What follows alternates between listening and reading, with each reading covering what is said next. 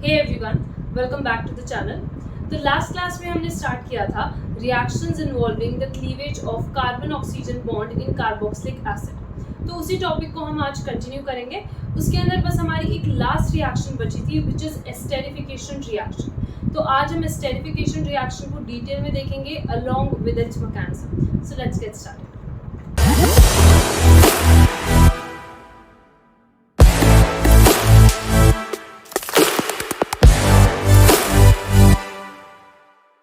Okay, let's first try to understand कि ये जो एस्टेरिफिकेशन वर्ड है इसका मतलब क्या होता है. देखो, esterification means formation of ester. Ester functional group हमारा क्या होता है? एस्टर का अगर जनरल फॉर्मूला लिखा जाए तो वो कुछ ऐसा दिखेगा, R C double bond O O R dash. ठीक है, ये आर ग्रुप सेम भी हो सकता है या अलग भी हो सकता है, तो मैंने यहाँ पे इसको आर डैश दिखा दिया. तो अगर इस तरीके का फंक्शनल ग्रुप हमारा होता है जिसमें C double bond O group present हो और उसके दोनों एंड्स पे हमारी कार्बन चेन लगी हो, तो ऐसे फंक्शनल ग्रुप को बोला जाता है एस्टर. तो इसी एस्टर की हमें यहाँ पे फॉर्मेशन करनी है and this is known as esterification. अब देखो, एस्टेरिफिकेशन हमें करवाना है कार्बोक्सिलिक एसिड्स का. तो कार्बोक्सिलिक एसिड्स को किसके साथ रिएक्ट करवाया जाए ताकि वो एस्टर की फॉर्मेशन कर लें? तो हम कार्बोक्सिलिक एसिड्स को रिएक्ट करवाते हैं या तो अल्कोहल्स के साथ या फिर फिनॉल्स के साथ. ठीक है, अल्कोहल्स या फिर फिनॉल्स के साथ हम कार्बोक्सिलिक एसिड्स को रिएक्ट करवा सकते हैं in the presence of catalyst. Catalyst यहाँ पे क्या लिया जाता है? इस रिएक्शन के लिए जो हमारा कैटलिस्ट लिया जाता है वो या तो हो सकता है कॉन्सेंट्रेटेड H2SO4 या फिर तुम यहाँ पे ले सकते हो HCl गैस. ठीक है, H+ बेसिकली हमें यहाँ पे नीडेड है, तो या तो कॉन्सेंट्रेटेड H2SO4 ले सकते हो या फिर HCl गैस ले सकते हो एज अ कैटलिस्ट. तो रिएक्शन करवा के देखते हैं. पहले हम एक जनरल रिएक्शन देखेंगे, फिर उसके बाद हम उसका एग्जाम्पल देखेंगे. तो जनरल फॉर्मूला लेते हैं हम यहाँ पे कार्बोक्सिलिक एसिड का. ये हो जाएगा RC डबल बॉन्ड OH. और जनरल फॉर्मूला अगर हम ले यहाँ पे अल्कोहल का तो वो क्या हो जाएगा? R-OH या फिर सिंपली ROH भी तुम लिख सकते हो. तो यहाँ पे हम लिख देते हैं अपना अल्कोहल R-OH.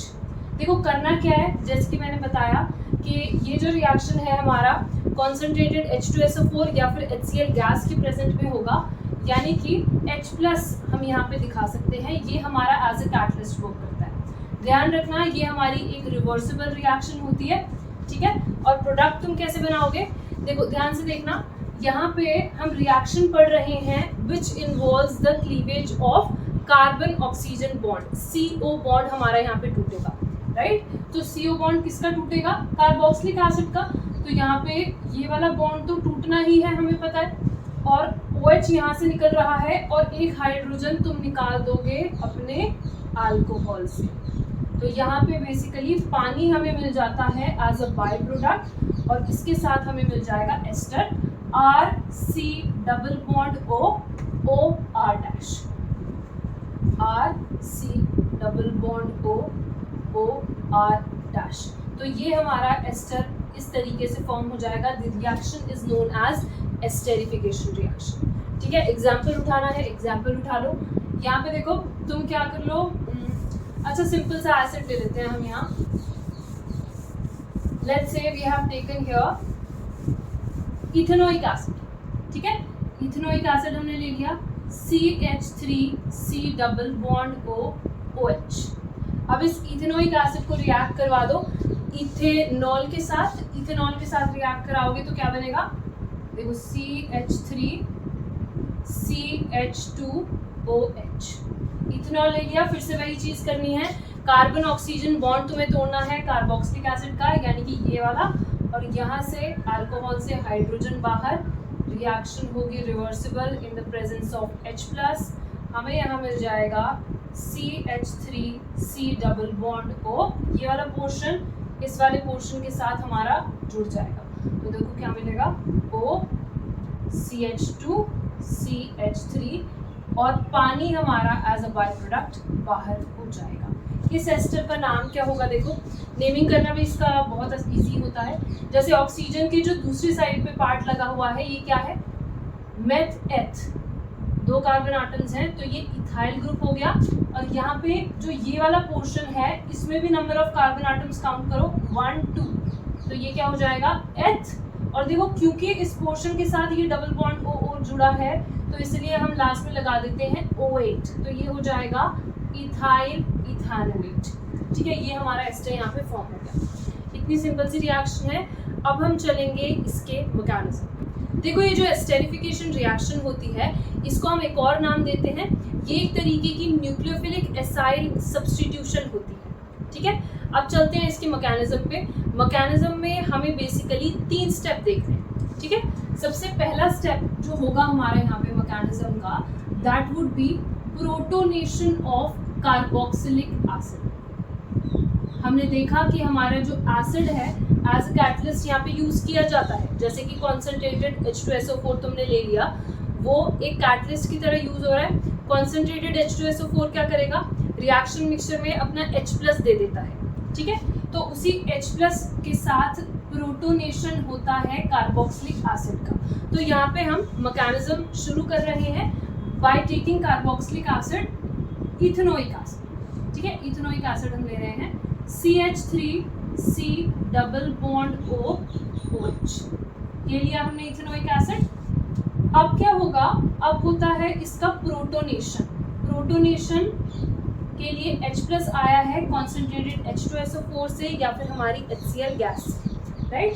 अब होगा क्या देखना जरा, ये जो ऑक्सीजन आटम है इसके ऊपर लोन पेयर प्रेजेंट है और हमें पहले भी पता है कि ये जो ऑक्सीजन आटम होता है ये न्यूक्लियोफिलिक होता है नेचर में, है ना। और ये जो कार्बन आटम होता है, और ये जो कार्बन आटम होता है ये हमारा इलेक्ट्रोफिलिक होता है नेचर में, राइट। ये इलेक्ट्रोफिलिक है, इलेक्ट्रॉन डेफिशिएंट। और ये ऑक्सीजन आटम क्योंकि इस पे इलेक्ट्रॉन्स प्रेजेंट है तो ये न्यूक्लियोफिलिक है, यानी कि ये इलेक्ट्रॉन रिच होता है। ठीक है, तो अब होगा क्या, ये न्यूक्लियोफिलिक ऑक्सीजन आटम हमारा जाके अटैक करेगा इस H+ पे, तो ये H+ हमारा ऑक्सीजन आटम से जाके चिपक जाएगा और देखो क्या मिलेगा, CH3C, राइट। यहाँ पे डबल बॉन्ड O, ये OH एज इट इज दिखाओगे।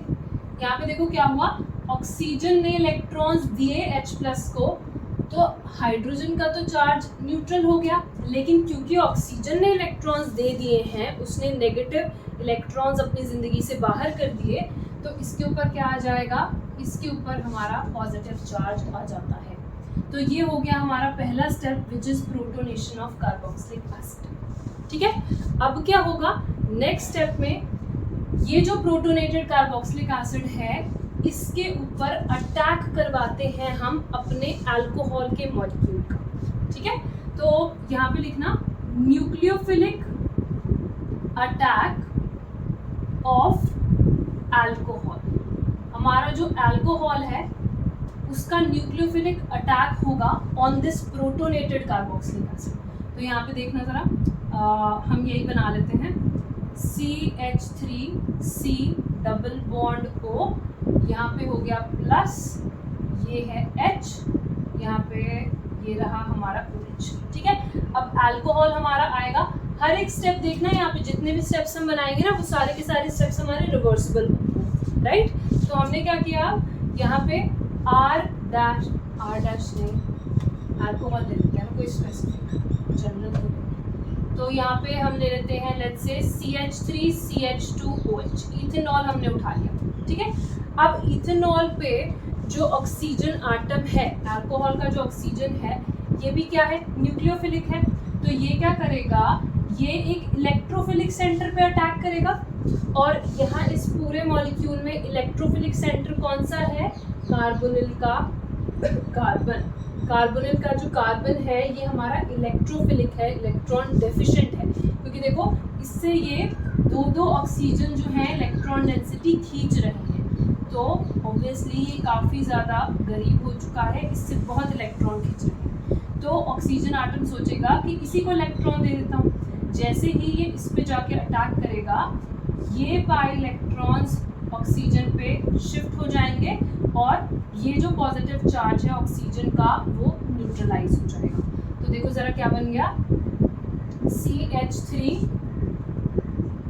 इसको ऐसे बनाते हैं थोड़ा, ये हमारा कार्बन आटम, ठीक है, यहाँ पे OH दिखा दो इस तरीके से, यहाँ पे हमारा CH3, यहाँ पे हमारा OH, और इस कार्बन आटम से देखो आगे कौन लग चुका है, ये पूरा ग्रुप लग गया है थ्रू ऑक्सीजन आटम, ऑक्सीजन के थ्रू ये अटैच हुआ है ना। देखो इस ऑक्सीजन से क्या क्या लगा हुआ है, इस ऑक्सीजन से एक तो हाइड्रोजन जुड़ा है और दूसरा CH2 CH3 ग्रुप जुड़ा है। और ध्यान से देखना, इस ऑक्सीजन ने अब इलेक्ट्रॉन्स दे दिए हैं, तो इसके ऊपर क्या आ जाएगा, इसके ऊपर आ जाएगा एक पॉजिटिव चार्ज, ठीक है, यहाँ पे आ गया हमारा पॉजिटिव चार्ज, ये हो गया डन। अब देखो ये क्या फॉर्म हुआ, यहाँ पे ये हमारा एक टेट्राहेड्रल इंटरमीडिएट फॉर्म होता है, ठीक है। जैसे ही अल्कोहल ने न्यूक्लियोफिलिक अटैक करा कार्बोक्सिलिक एसिड पे, तो ये क्या फॉर्म हो गया है, यहाँ पे एक टेट्राहेड्रल इंटरमीडिएट की फॉर्मेशन हो गई है, ठीक है। तो ये हो गए हमारे दो स्टेप पूरे, न्यूक्लियोफिलिक अटैक भी देख लिया और प्रोटोनेशन वाला स्टेप भी देख लिया। अब हमारा बचता है लास्ट और आखिरी स्टेप, उसमें हम क्या करेंगे देखना, आई होप के नोट डाउन कर लिया होगा तुमने। तो तीसरा स्टेप हम यहाँ पे देख लेते हैं कि क्या होने वाला है। तीसरा स्टेप थोड़ा सा लंबा हमारा चलेगा, देखना जरा। तीसरे स्टेप में हम क्या कराएंगे, लॉस ऑफ, दो चीज़ें लूज होंगी यहाँ पे, loss of proton and water molecule, ठीक है, loss of proton and water molecule, ये दोनों चीज़ें हमारी यहाँ पे लूज होती हैं। समझना ज़रा कैसे, देखो सबसे पहले ये जो टेट्राहेड्रल इंटरमीडिएट है, एक काम करते हैं, तीसरा स्टेप ना थोड़ा लंबा है, तो मैं सेकेंड वाले को भी हटा ही दूँ और यहीं से शुरू करें, ठीक है, यहीं से शुरू कर रहे हैं। तो यहाँ पे हम क्या करेंगे, सबसे पहले हमारा जो तीसरे स्टेप में हम चीज़ करवाते हैं वो है प्रोटॉन ट्रांसफ़र। क्या करेंगे, इसका प्रोटॉन ट्रांसफ़र होगा, तो देखना ज़रा ध्यान से, यहाँ पे लिखना प्रोटॉन ट्रांसफ़र।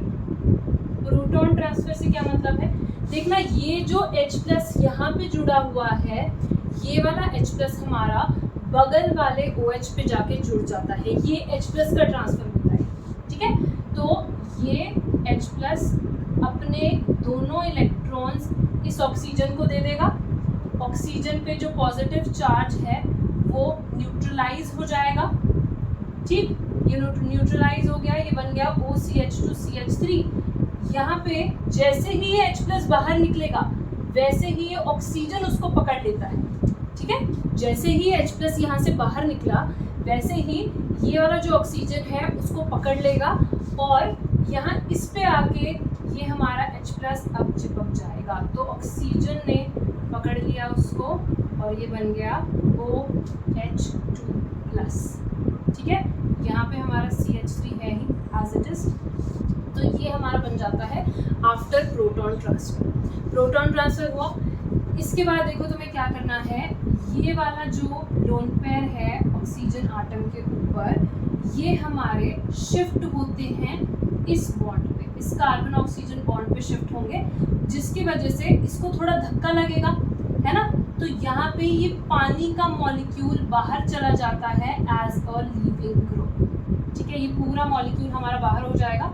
ऐसे दिखा लो चाहे तो कि यहाँ पे इस बॉन्ड के इलेक्ट्रॉन्स लेके ऑक्सीजन कार्बन बॉन्ड टूट जाएगा, ठीक है, और H2O हमारा यहाँ पे बाहर हो जाता है, ये वाले इलेक्ट्रॉन्स लेके ऑक्सीजन पे शिफ्ट हो गए है और ये वाला बॉन्ड टूट जाएगा, ये H2O का मॉलिक्यूल हमारा बाहर हो जाएगा। और देखो -H2O हम यहाँ पे लिख देते हैं, रिवर्सिबल रिएक्शन तो है ही, पानी हमारा बाहर निकल गया, ठीक है, और देखो क्या बन गया यहाँ पे कार्बन, ये हो गया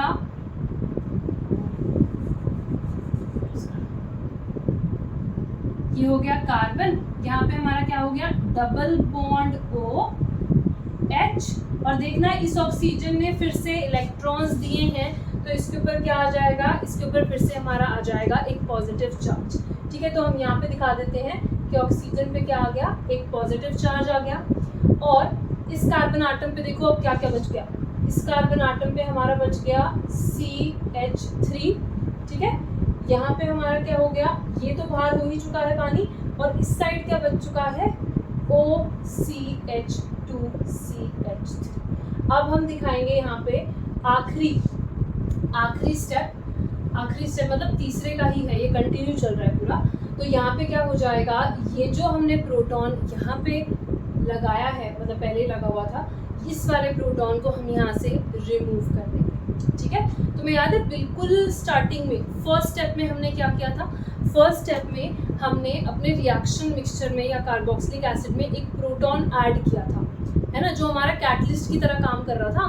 तो कैटलिस्ट से हमें H+ मिला था फर्स्ट स्टेप में, तो जो हमें स्टार्टिंग में मिला था अब हमें वापस करना पड़ेगा अपने रिएक्शन मिक्सचर को, यानी कि अब कैटलिस्ट का काम खत्म हो चुका है, उसको रिएक्शन को तेज करना था, वो उसने कर दी है। स्टार्टिंग में हमने उसको लिया था, अब उसका काम खत्म हुआ, तो लास्ट स्टेप में हम उसको वापस दे देंगे सोल्यूशन, ठीक है। तो अब H+ यहाँ से प्रोटॉन यहाँ से हमारा निकल जाएगा। तो क्या होगा, बेसिकली ये वाला बॉन्ड इस पे शिफ्ट, ये दोनों इलेक्ट्रॉन्स जो हैं ऑक्सीजन पे शिफ्ट, ऑक्सीजन पे लोन पे, और H+ हमारे यहाँ से बाहर हो जाएगा, यानी कि प्रोटॉन हमारे यहाँ से निकल जाएगा, ठीक है जी। ये हो गया। फिर लास्ट तुम बना दो, क्या बन जाएगा यहाँ पे, कार्बन, ये हो गया हमारा सिंगल बॉन्ड OH, ये हो गया सिंगल बॉन्ड OH, ये हो गया हमारा डबल बॉन्ड O, H तो बाहर निकल गया ना, ये हो गया हमारा डबल बॉन्ड O, ये हो गया CH3 and this is OCH2CH3। तो इस तरीके से हमारा इथाइल एसीटेट फॉर्म हो जाएगा, and this whole reaction 3 step की जो हमने करी है, this is known as esterification reaction, ठीक है। सारा मैकेनिज्म भी हमने देख लिया है, तो इसको कर लेना प्रैक्टिस, जब तक लिख के नहीं देखोगे तब तक मैकेनिज्म्स ढंग से नहीं आते हैं। ऑल्दो अगर मैं बोर्ड पॉइंट ऑफ व्यू से बात करूं तो ये वाला मैकेनिज्म इतनी ज़्यादा इंपॉर्टेंस नहीं रखता है जितने बाकी के मैकेनिज्म्स इंपॉर्टेंस रखते हैं, जैसे कि जो हमारे अल्कोहल फिनॉल ईथर वाले चैप्टर में है, ठीक है। बाकी पढ़ना तो सब कुछ है ही, तो पढ़ लेना इसको, लिख के देख लेना एक बार मैकेनिज्म को। एंड हमारा बस एक लास्ट छोटा सा पोर्शन रह गया है aldehyde ketone carboxylic acid का, which we will be covering in the next class. Thank you so much everyone for watching. Have a good day.